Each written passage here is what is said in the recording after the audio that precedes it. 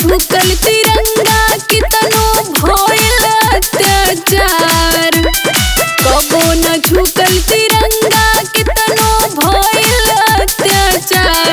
फहरे झंडा तिरंगा होला खुशियाँ अपार, फहरे झंडा तिरंगा होला खुशियाँ अपार।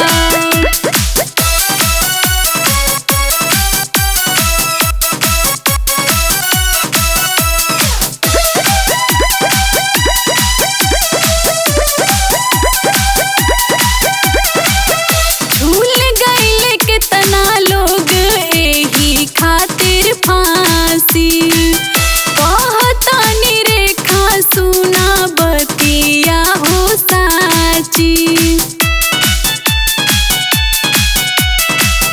झूल गइल कितना लोग एही खातिर फांसी, कहतानी रेखा सुना बतिया हो साची।